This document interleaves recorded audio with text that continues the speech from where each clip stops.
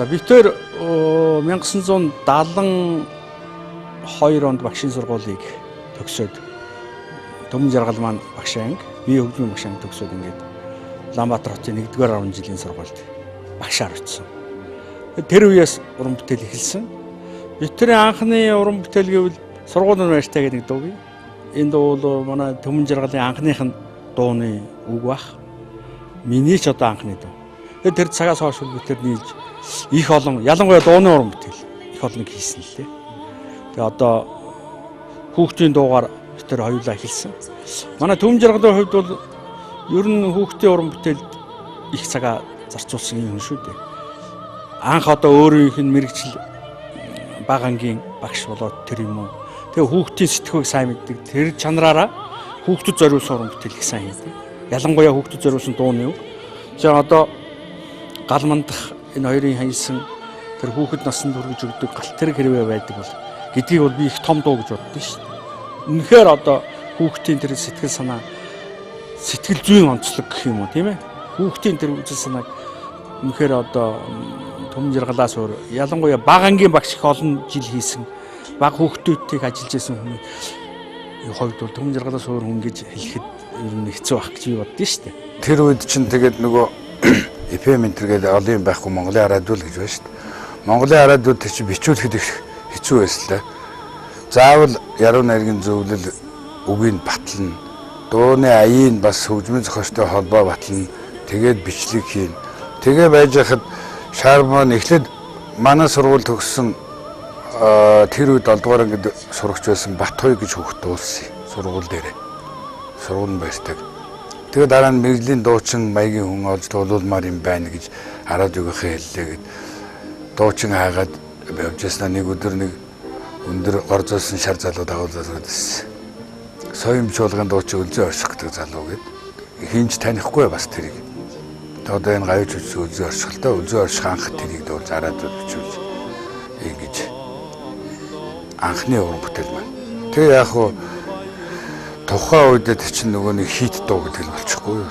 За Төмөн жаргал бүтээр бол 1974 онд анхны уран бүтээлээ хийсэн. За ер нь Төмөн жаргалын багшийн сургуулийн оюутан байхад бид нэр одоо жоохон хүүхдүүд байхдаа л одоо танилцсан ийм хүмүүсүүд.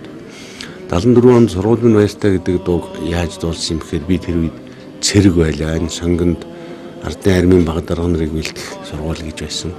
Энд би сонсогч одоо сурагч байсан.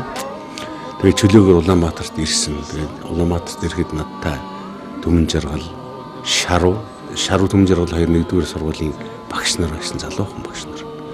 Тэгээд манай чин зориг энэ гуравтайгаа биирээд одоо зайлшгүй уулзсан шүү дээ. Бид нар чи ярьж хөрдөг асуудал байдаг.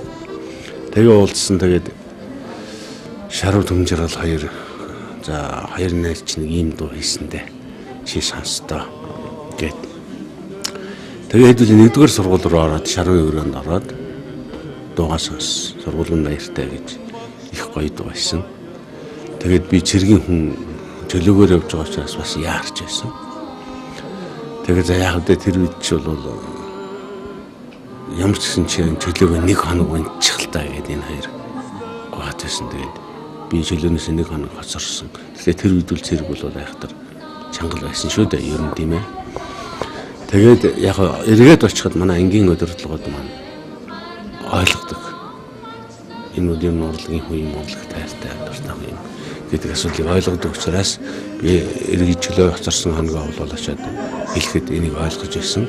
Тэгээ чи 1 хоног хоцроод тийм юм хийсэн болвол чи сайхан уран бүтээл хийсэн бол бид одоо чамд ямар нэгэн хэл хийхгүй гэж хэлээд тэгээд би одоо ингээд очиж жагсаалд орж ирсэн. Тэгээд 74 оны 3 сард юм шиг санаад байна би. Сараа бас санахгүй. Энэ үед энэ дууг одоо анх би дуулсан. Надад их таалагдсан. Их гоё дуу байсан. Хөгжмийг нь тараа гэж хөгжим зохиолч биш үү? Одоо бүх зэргийн ч болгоод байгаа. Тараа төгөлдөр хуур тоглоод, Шаруу аккордеон тоглоод ингээд би тэд сургуулийн баяртай гэдэг дуугаа дуулсан. Хийсэн анх. Энд давхар нэг юм юу гэхтэйгэн зэрэг учран золхын ерөөл гэдэг дуу, сургуулийн баяртай гэдэг хоёр дуу нэг өдөр бичигдсэн хоёр дуу. Мөн чин зэрэг маань сургуулаа төгсөөд бас багшийн сургуультай багшилж хэлж байсан анхны жил. Ингээд сургуулийн тухай 2 дуу. Нэг өдөр одоо радиогийн фондд орсон юм төгөөтэй.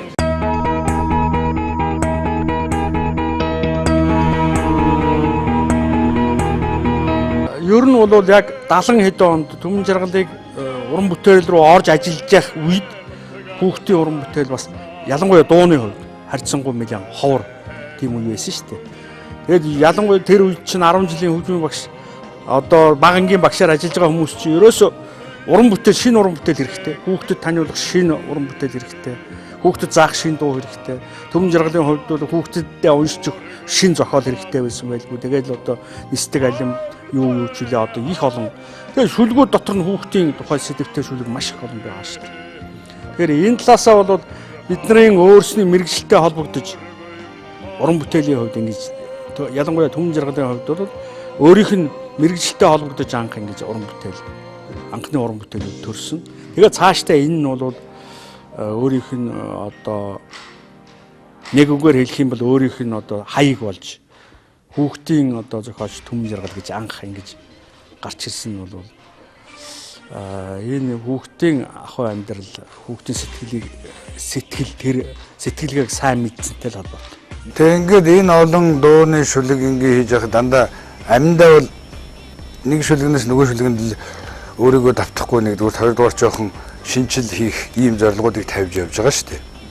Тэгээ яасан гэхээр жишээлбэл манай зүгээр ардын дууных бол улам жил болсон бол антоним синоним 2 үгэн дээр л давтаал 15-ны сар нагаар тэнгэртэй дэлгүүл дараагийнх нь 25-ны сар нь хорвоод дэлхийд дэлгүүл гэх мэтэр ингээд ижил утгатай үгэн дээр давтдаг байхгүй. Тэгэхээр чин тэрийг зарим юмдаа би ашиглана шүү дээ.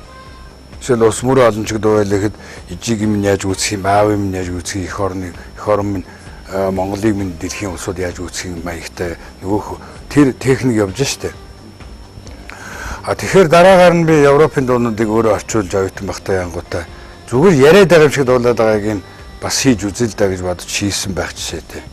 Жишээл одоо Пугачевогийн дуунууд нь тэрийг би орчуулад бүр бүх дууг нь орчуулж яасан надад одоо хадгалаастай байна. Тэгэхэд би нийгмийг эхнээс нь дуустал ярьчаад байна. Манайхан бол ингэж дорн дахны тэр тусмаа Монгол хүний сэтгэлгээний онцлогтой холбоотой юм байна. Тэгэхээр бид бас ингэж Европын юу шиг хийж болох нь үү гэсэн маягаар туршиж хийхдээ хүүхдийн дуун дээр жишээл дурсан байхгүй юу. Уг нь бол тэр гал маань фактөрийн зохиосон баг насаа би харилж явна гэдэг бол яг миний нэг туршилт байхгүй юу. Эхнээс нь дуустал зүгээр яриад байгаа шүү дээ. Тий. Хүүхэд насанд хүргэж галт тэрэг хэрвээ байдаг бол хүн болгон суундаа гэж хаяа би боддог юм. Даанч сайхан баг нас гэж дандаа хүмүүс ярьдаг юм. Эргээд хүүхэд болдог бол гэж имээ хүртэл хэлдэг юм гээд эхнээс нь яриад яваад байгаа нөгөө түрүүний давтамжтай биш.